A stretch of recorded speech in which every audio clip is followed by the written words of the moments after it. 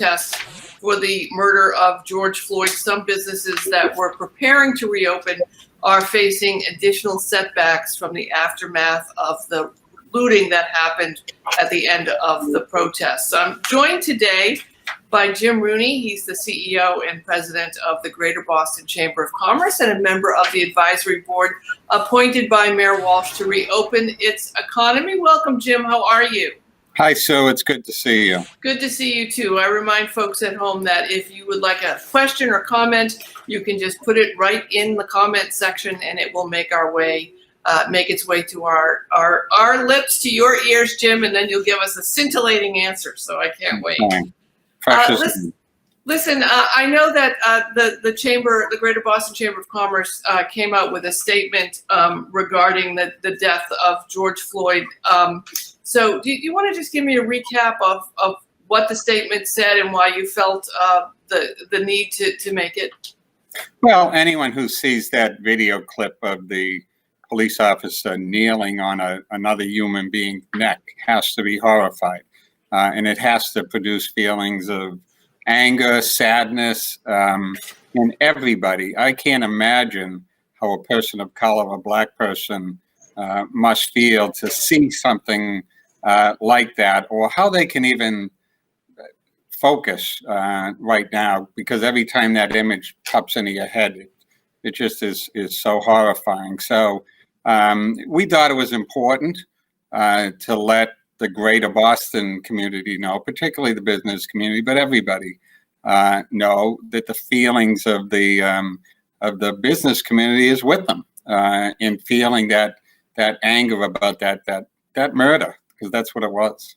And the results of trying to reopen businesses while having an additional burden of the storefronts that have been damaged by the looting and the aftermath of the protests. I know that there have been many business owners who have been clearly saying things like, look, we can replace a window, we can replace our product, you can't replace a life. But what are you hearing from businesses as they are preparing to reopen as we move into phase 2?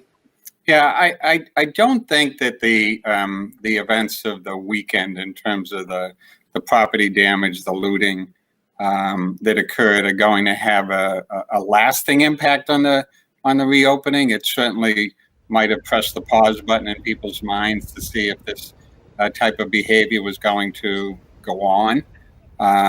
It's not. The rallies, the marches, that day and since have been generally peaceful expressions of feelings and anger, and that's good. It's good to see that. So I don't think that dimension, that moment, is going to affect the broader reopening from the closings that occurred as a result of the pandemic. I know under your leadership, Jim, at the Greater Boston Chamber of Commerce, that you've worked really hard to create an equitable environment and to diversify the chamber. Do you think that the state is doing a good job helping Black-owned businesses and minority-owned businesses to not only survive during the pandemic, but also to thrive and take advantage of opportunities that other businesses have been able to?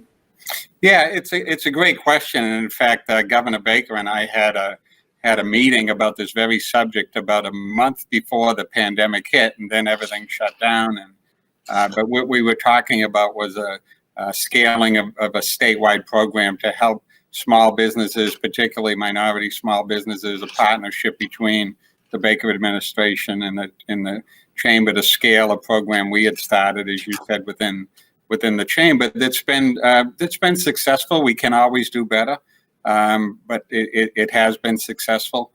So I don't think that the question are we doing enough? The answer has to always be no.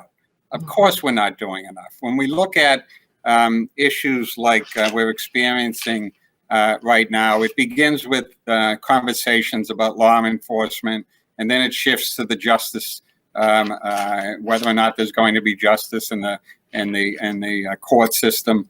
But quickly and concurrently, you begin to talk about the systemic issues of racism, systemic issues of economic opportunity, wealth gaps, wage gaps, and so forth. And that's where organizations like the Chamber and like government come in. How do we deal with those systemic issues? How do we provide job opportunity? How do we provide the ability to grow a career? How do we provide the ability for small businesses to succeed? So these feelings of being left out or left on the sidelines don't continue and manifest themselves in anger and protest and division in our society. How do you see, what are some programs that you think that other folks who are watching that are involved in their local, whether it be a regional or small town chamber of commerce, and they are invested in making things more equitable? Are there any kind of programs or just basic networking events that local smaller chambers can host in order to work towards leveling the playing field for Black-owned businesses? Yeah, here in Boston, there's a great organization that we partner with from time to time, BECMA, Black Economic Council of Massachusetts, and they've done a good job in bringing together Black business people to try to talk about issues that may be specific to them and to elevate their voice. I would encourage people to get involved in any type of organization. Organizations like chambers and other business associations are put together to advocate with a collective voice on behalf of a community of interest on behalf of interests that are aimed at the common good. So my advice is, if you're in a small community or in a big city, take a seat at the table. And to those that are at the table, pull out a chair for those that aren't involved yet. And let's put everybody in the room where decisions get made. So if you're not engaged in a local organization, get engaged. If you're not involved, if you're in Greater Boston and want a seat at the table at the Chamber, get involved with us and have your voice heard with all of the others that are already at the table. I'm speaking with Jim Rooney, the CEO and president of the Greater Boston Chamber of Commerce. It's lunch hour live here. If you have questions or comments, please put them in the comments section and we'll get to them. I want to now shift and talk about how we are moving into phase 2 of Governor Baker's reopening plan in Massachusetts. The date is Saturday. We expect that restaurants and hotels will be able to reopen with some limited retail store opening, with a ceiling on how many people can be in the store.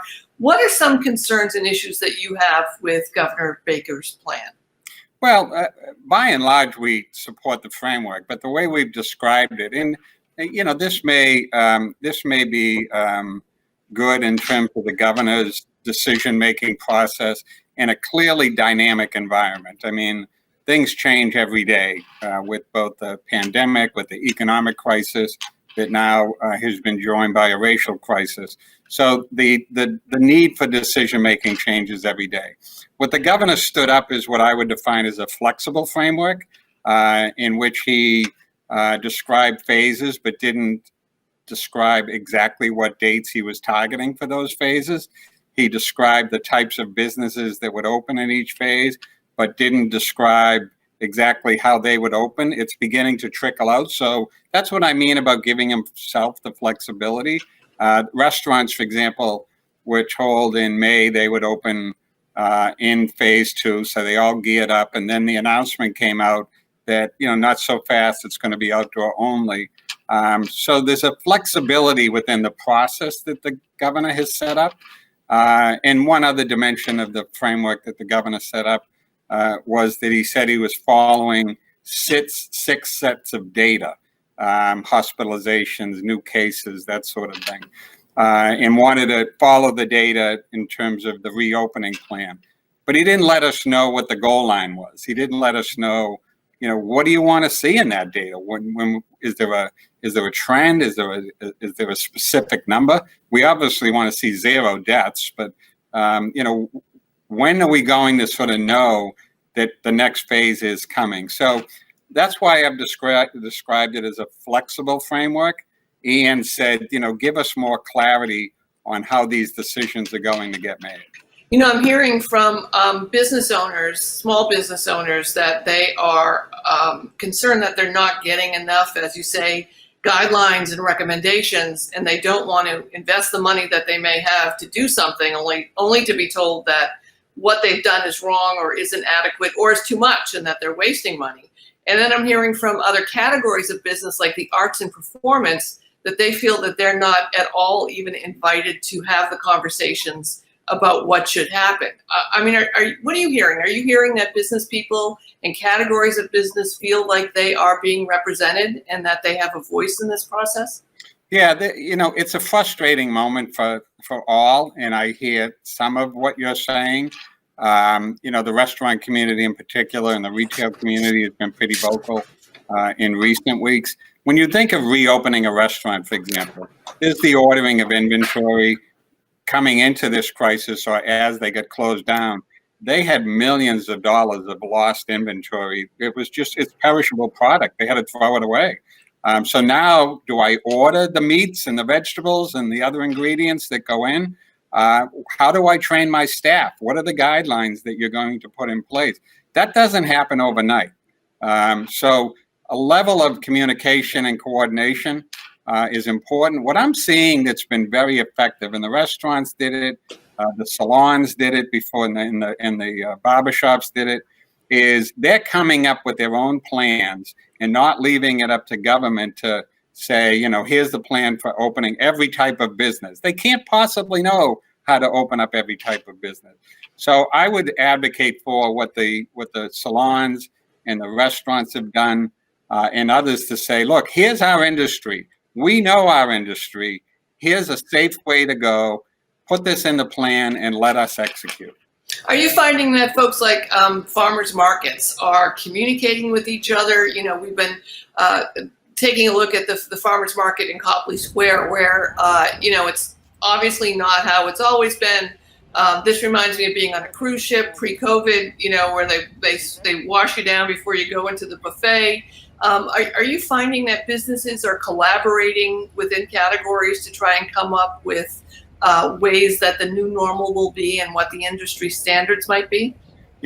Sue, that to me is perhaps what might be a positive outcome of this experience we're having, is you have what might be seen as competitors in certain industries and in certain markets who don't on a day-to-day basis normally collaborate, coordinate.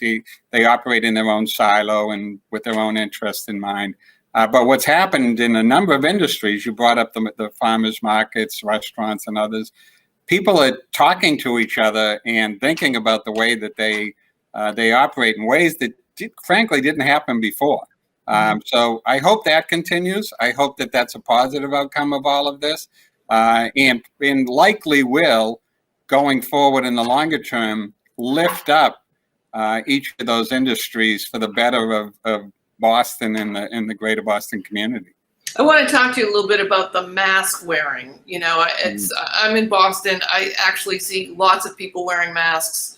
I don't get, I'm not getting riled up by people not wearing masks, but I'm hearing from people in the suburbs and a little further out that the mask adherence is not so great. Certainly, as we start returning to hair salons and returning to other industries like nail salons, where there'll be more intimate, if you will, interaction. There's really no way to avoid being that close to folks. Do you feel that the businesses should be held accountable if their customers aren't wearing masks? Do you think that the state should be taking a more proactive role in requiring it? I mean, I always feel bad that it seems like the person who is the least powerful in the store is the one that is ending up trying to enforce a policy without any backup. What are your thoughts on this? Yeah, this is a topic that's being discussed at all levels of the business community, and it's this issue of enforcement, of holding accountable, and even the liability that comes after that, right? You talk about the small business owner, the retail shop, who has a set of guidelines, who puts a sign on his or her front door that says, no entry without mask, but someone decides I don't need a mask and walks in. Who's liable in that situation? And who is? I mean, if there's a teenager behind the counter that's doing checkout, are you going to ask that teenager to enforce something like that? I I don't see that as feasible. And I think this is a moment in which we all have to take our own personal responsibilities for our actions. And I think the governor, the mayor have said this. If you don't want to do it for yourself, do it for others. We know the demographics of the way this pandemic affects people. It's generally people in older age brackets with underlying conditions. So if you feel comfortable, look, I'm young, I'm healthy, even if I get it, I may not ever know I get it. Just think about other people for a moment and do it for other people. I think that's the message. This enforcement thing, I would hate to see, and we've seen it, for example, on public transit in other cities where there's been fights, quite frankly, amongst people wearing masks, not wearing masks. I hope we don't see it decline into that type of thing. We're taking questions. If you have a question or comment for Jim Rooney, just leave it in the comments section. Here's one for you, Jim, from the Intertubes. Are you concerned about a reopen and then a shutdown? Do you think that the rolling open is the best practice? Are business leaders and owners sharing their concerns with you that we may get to a point in August or September where we might be more open and then have to retract and shut down quickly? Yeah. So yes, that's an active conversation in our dialogue in the business community. We have invited public health specialists. We've invited people from our prestigious medical community to talk to us, and that's one of the things that they talk about. I think the difference too will be that when we entered this pandemic, it was really in an unplanned way. Suddenly we were closed and everyone was saying to each other, how are you handling this? What are you doing? Are you letting people work from home? There was an early phase of sort of confusion. I think the difference, and there will be some form of resurgence of the pandemic according to the medical professionals that I've spoken to. Hopefully it's isolated. Hopefully it's of short duration. But anyone who has a plan for reopening, and this is up to the businesses, not just government, should have a plan for scaling back down again if something like that happens in your workplace or more broadly. And I think doing it in a more planned way will be more effective than the immediate response way in which we started this thing. So last week, when we moved into the reopening phase where people could get back to work, I decided at like 4 o'clock to run out from my home in Roxbury, to run to South Bay to pick up something curbside at Best Buy, and I was stuck in traffic. And I was shocked. I had not been in any traffic for, since March 13th. And it really struck me at how we have been running so empty. The streets are empty in Boston. I'm still working from home. I'm wondering what businesses are telling you about the office spaces and not necessarily the retail, but what are they telling you about having people working from home in the age of COVID, but also if we continue to ease restrictions and stay-at-home orders? Are employers ready to embrace the idea that many of their employees can work from home? They are more than ready, I think, is the short answer. What we've all learned in this crisis is that working from home, given the technology that exists in the world today, enables you to do a lot from home. So many of the big businesses in the buildings of downtown Boston and places like the waterfront, the financial district, over to Kendall Square, that can, and I say that have the privilege of enabling their people to work from home and get the job done, are doing it. Many have said, we're not opening till Labor Day. Some have gone as far as the end of the year. They've developed phasing projects. What I worry about, and you alluded to this, is that those industries and those people that don't have that luxury and that privilege, they have to be there.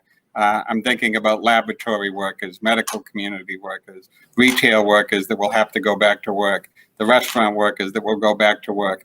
Not only do they have to go back into the workplace, but they have to then figure out how am I going to get there. You mentioned traffic, and issues of public transportation are very much on people's minds right now. So you're not going to see a big rush into the office buildings for the summer at least, which should help with the traffic and the public transportation at least through Labor Day. But the work from home challenge also then adds, the retail stores and the lunch places and the food trucks. There's an entire population, a majority of population that just isn't there spending their money in order to support these small businesses. Yeah, Sue, one of the phenomenons of this pandemic is that those of us, those that ignored the economics classes in college, are getting a lesson in how the economy works, and it's exactly what you said. Businesses create jobs and they create tax revenue. We saw tax revenue is down. Consumers create economic activity and economic growth. So if there are not consumers in these office buildings for those small businesses to service, then that economic activity isn't taking place. Tax revenue is not being generated. So you're exactly right that the impact, the ecosystem, if you will, of impact that takes place when an office building or a collection of office buildings are not reopening, all the local shops, whether it's the hair salons or the shoe repair shops or the restaurants, everything that's around the office, the little CVS up the street that would normally serve the office workers, they're going to hurt. They're going to hurt for a little while longer. How are businesses reimagining how they're going to sell their products? This has been evolving. We talk about the J. Crew bankruptcies and the Neiman Marcus and the J.C. Penney. These are things that were predicted last year, if not earlier. So these are not necessarily directly COVID related. But how are companies thinking about how they're going to adapt and sell things to people if they're not able to go into a store to do it? Yeah. Much like the conversation about work from home and use of technology, what we're seeing as a result of this pandemic is a series of accelerated trends. And one of those accelerated trends now is the way that people shop, the way they buy, the way that retailers interact with their customers. And one that was going on. It was happening somewhat gradually, and then Amazon gave it sort of a jet fuel boost, and Wayfair as well. People started gravitating to those types of marketplaces, digital marketplaces, if you will. And now we have to do it, right? Now you had to use online mechanisms to sort of do things. I think there's an acceleration of that trend. But the other thing that has happened, and keep in mind where we started, which is the multiple layers of crisis, right? It's public health crisis, it's economic crisis, and racial crisis now.